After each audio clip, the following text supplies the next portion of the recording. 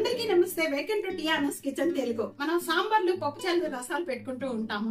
ఈ రోజు స్పైసీగా, సింపుల్ గా, చాలా టేస్ట్ గా ఉండే మిరియాల పప్పుచారు తయారు చేసే విధానం షేర్ చేయబోతున్నాను. రండి, ఇది ఎలా తయారు చేయాలో చూసేద్దాం. ఫస్ట్ టైం నా వీడియో చూసేవారు, ఇప్పటి వరకు కూడా సబ్స్క్రైబ్ చేయని వాళ్ళు ప్లీజ్ సబ్స్క్రైబ్ చేసుకోండి, లైక్ చేయండి, షేర్ చేయండి నలుగురికి. ఓకే ఫ్రెండ్స్, రండి ఇది ఎలా తయారు చేయాలో చూసేద్దాం.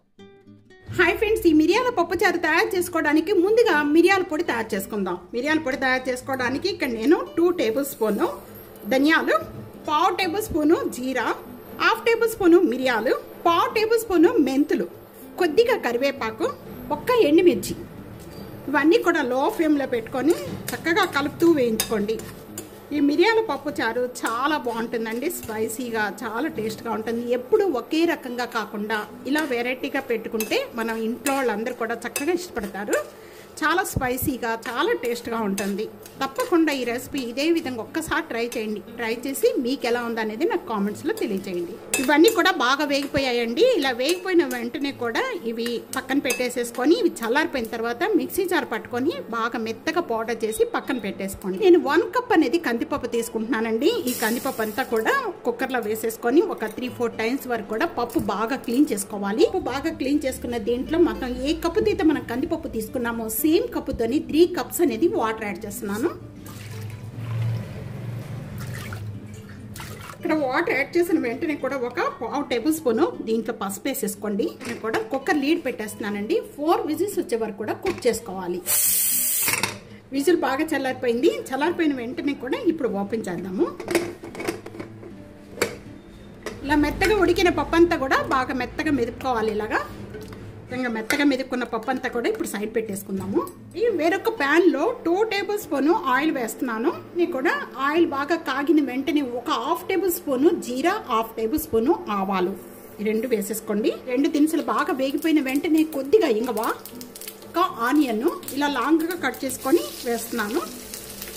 ఒకే ఒక్క పచ్చిమిర్చి అండి. మీరు పచ్చిమిర్చి వేసుకోకపోయినా పర్వాలేదు. మనం ఇంకా కారం కానీ ఏమి వేసుకోము, పచ్చిమిర్చి వేసుకుంటే బాగుంటుంది. అలాగే ఒకే ఒక టమాటా. ఇవన్నీ వేగుతూ ఉండగానే కొద్దిగా కరివేపాకు, కొద్దిగా కొత్తిమీర మీడియం ఫ్లేమ్లో పెట్టేసేసుకొని ఇవన్నీ కూడా బాగా మగ్గించేసుకుందాం. టేస్ట్కి సరిపడా సాల్ట్ వేస్తున్నాను. ఇవన్నీ కూడా తొందరగా మగ్గిపోతాయండి సాల్ట్ వేయటం వల్ల. ఉల్లిపాయ ఈ విధంగా కలర్ చేంజ్ అయిపోయి టమాటా సాఫ్ట్ అయిపోయిన వెంటనే కూడా ఇప్పుడు ముందుగా మనం మిక్సీ జార్ పట్టుకున్న మిరియాల పొడి అంతా కూడా ఇప్పుడు దీంట్లో వేసేస్తున్నాను. ఇది కూడా 1 మినిట్ వరకు కూడా దీంతో పాటు వేయించుకోవాలండి. ఈ విధంగా 1 మినిట్ వరకు కూడా బాగా వేగిపోయిన వెంటనే కూడా కొద్దిగా చింతపండు అండి, ఒక చిన్న నిమ్మకాయ అంత చింతపండు ఇలా జ్యూస్ చేసేసుకొని ఇది కూడా దీంట్లో వేసేస్తున్నాను. వేసినట్టుగా బెల్లం వేసుకోండి, చాలా టేస్ట్గా ఉంటుంది. ఇలా బెల్లం వేసుకున్న వెంటనే కూడా ముందుగా మనము కుక్కర్లో ఉడికించుకున్న ఈ పప్పు అంతా కూడా ఇప్పుడు యాడ్ చేసుకుందాం. దాంతో పాటు మనకి 1 గ్లాస్ వాటర్ యాడ్ చేస్తున్నాను. ఒకే ఒక గ్లాస్ అండి, ఎక్కువగా యాడ్ చేసుకోవాలని అవసరం లేదు. ఒకే ఒక గ్లాసు, బాగా పలుసుగా ఉన్నా బాగుండదు. 3 పొంగులు వచ్చే వరకు కూడా మరిగించుకుంటే మనకి మిరియాల పప్పుచారు రెడీ అయిపోతుందండి. దీంట్లో కారాలు కానీ వెల్లుల్లిపాయలు కానీ ఎటువంటి కూడా వేయని అవసరం లేదు. చాలా అంటే చాలా టేస్ట్గా ఉంటుంది.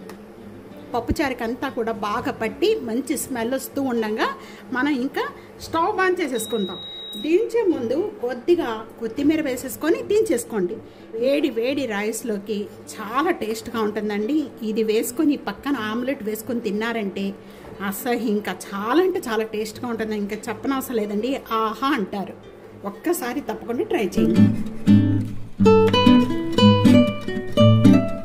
మిరియాల పప్పుచారు రెడీ అయిపోయింది. తప్పకుండా ఈ రెసిపీ ఇదే విధంగా ట్రై చేయండి. ట్రై చేసి మీకు ఎలా ఉందనేది నాకు కామెంట్స్లో తెలియచేయండి. వీడియో నలుగురికి షేర్ చేయండి, లైక్ చేయండి, కామెంట్ చేయండి, సబ్స్క్రైబ్ చేసుకోవడం అస్సలు మర్చిపోదు friends. Thank you for watching. Next వీడియోలో మళ్ళీ కలుద్దాం. అంతవరకు సెలవు.